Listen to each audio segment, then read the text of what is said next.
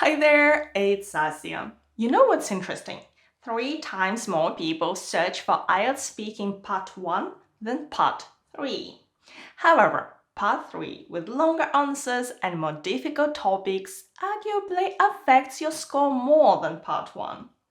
In this video, let's talk about some of the more challenging or unexpected topics you may get in part 3. I'll show you my sample answers and give you some ideas and vocabulary for your answers. Okay, let's get started. The first topic is robots.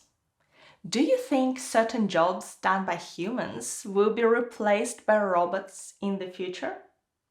I think many of the jobs we do today will be done by robots, and it's only a matter of time before it happens. Repetitive manual jobs will be the first to go. As technology develops, more jobs will follow. In part 3, examiners encourage you to give quite long, extended answers. And they ask you questions based on what you say in your answers. They aren't reading them from the list like in part 1. Let's have a look at some vocabulary. First of all, when you're talking about robots, it's common to compare them to humans to highlight this difference between us and them. But you can also use the word people. It's only a matter of time, or it's just a matter of time before something happens. This is a common idiom used to say that something will definitely happen, but you're not sure when. If a job is repetitive, it means that someone repeats the same operation over and over.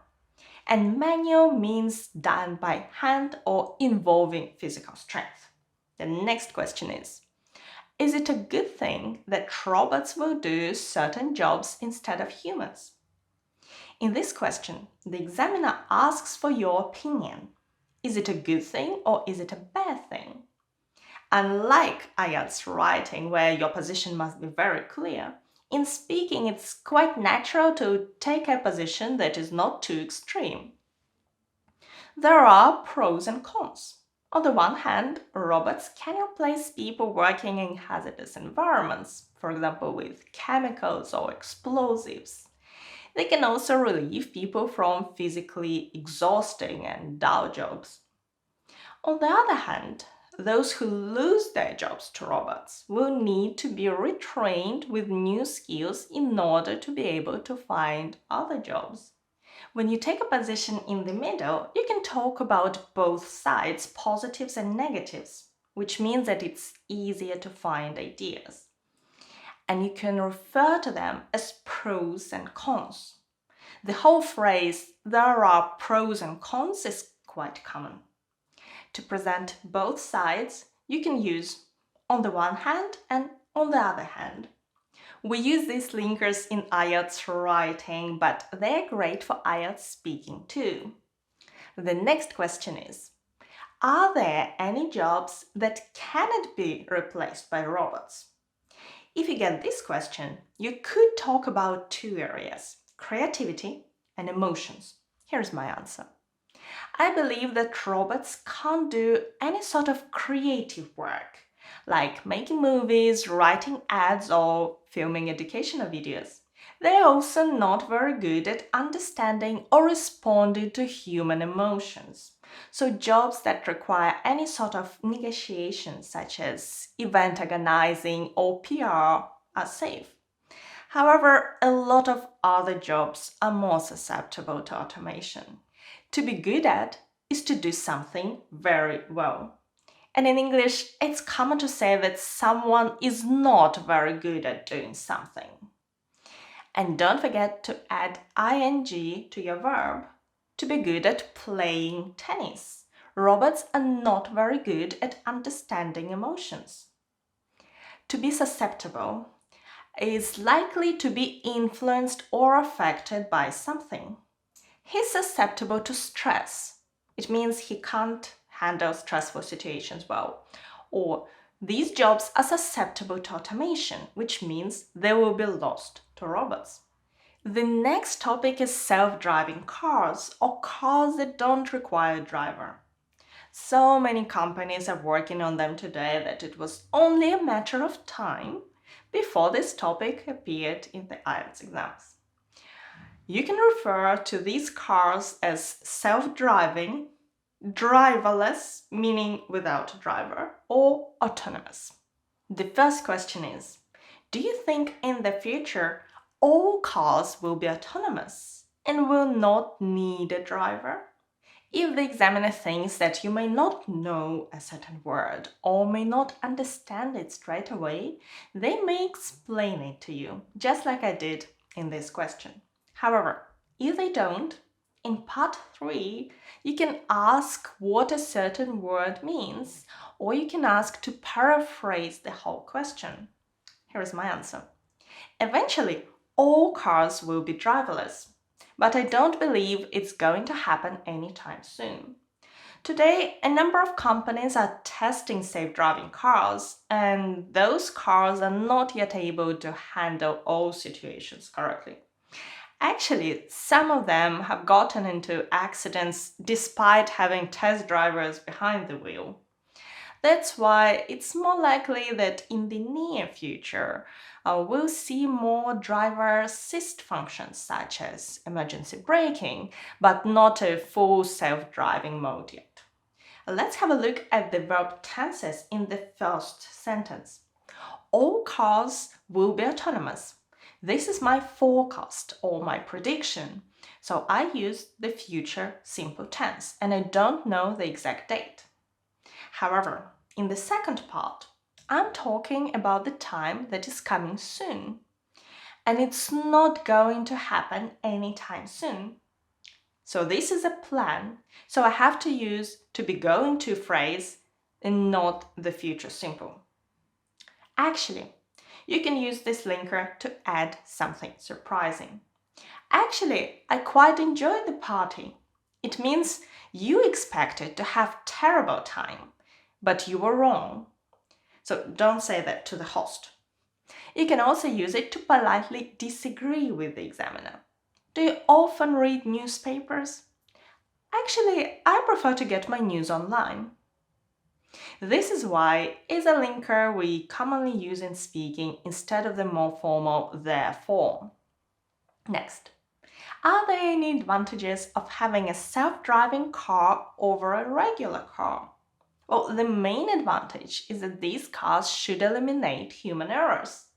Most accidents today happen because at least one of the drivers is at fault. And robots won't be susceptible to speeding or drink driving. Another advantage is that anyone will be able to use autonomous cars, including younger and older people who don't drive. Human errors are mistakes done by humans. For example, if someone gets distracted or makes a wrong decision. So robots don't make human errors. And when someone is at fault, they are responsible for something bad.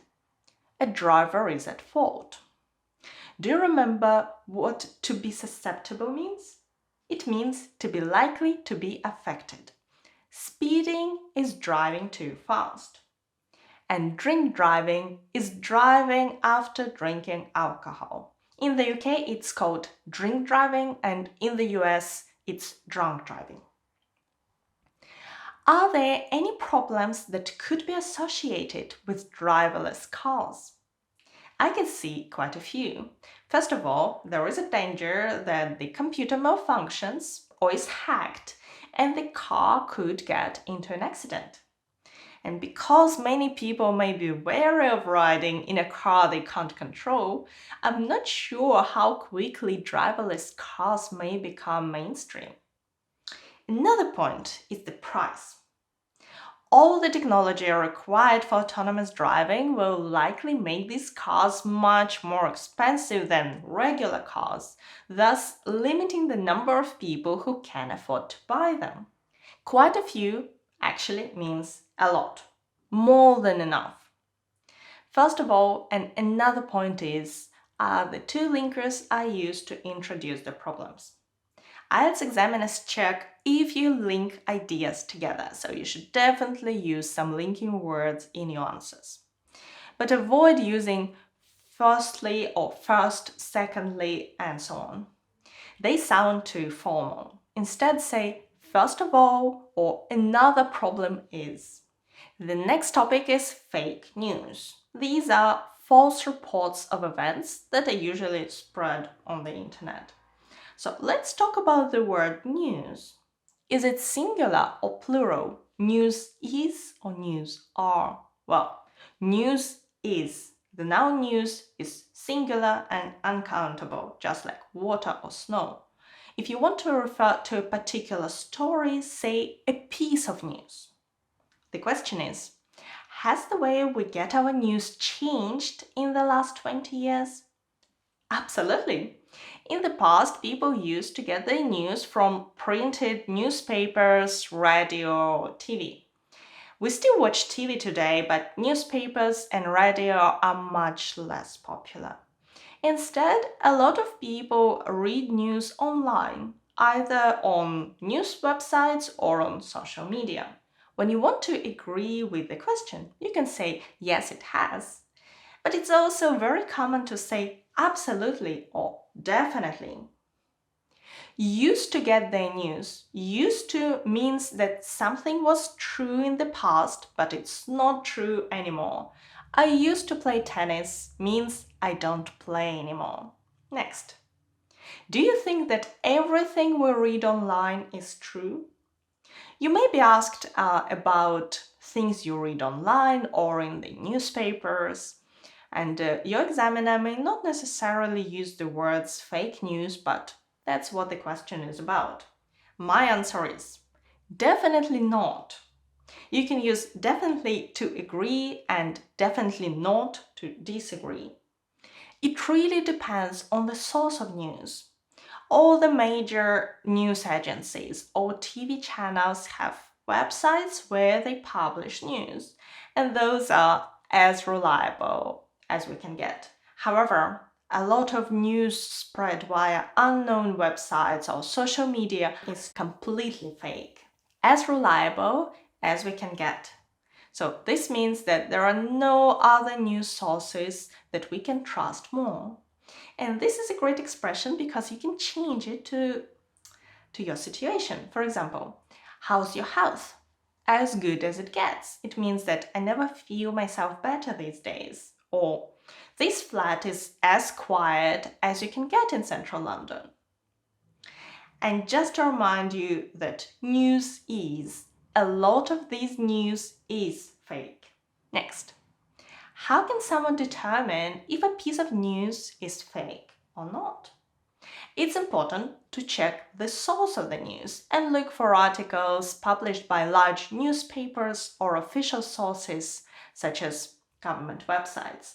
Of course, we know that some governments and media channels spread misinformation, but generally speaking, such sources are more reliable than posts and pictures shared on social media. If you're talking about news that are not true, you can say that someone spreads misinformation. Generally speaking means that what you say is generally true, or in most cases, it's true. Generally speaking, the more you pay, the more you get. As I mentioned, Part 3 is a discussion and your examiner asks you questions based on your answers. They have topics, but not precise questions. However, in parts 1 and 2, examiners give you questions from their database, and I've made a PDF list of questions reported in IELTS speaking and writing recently, and you can download it on our Telegram channel. I'll leave the link below. And thank you so much for watching me today. Good luck with your preparation and your exam. Bye!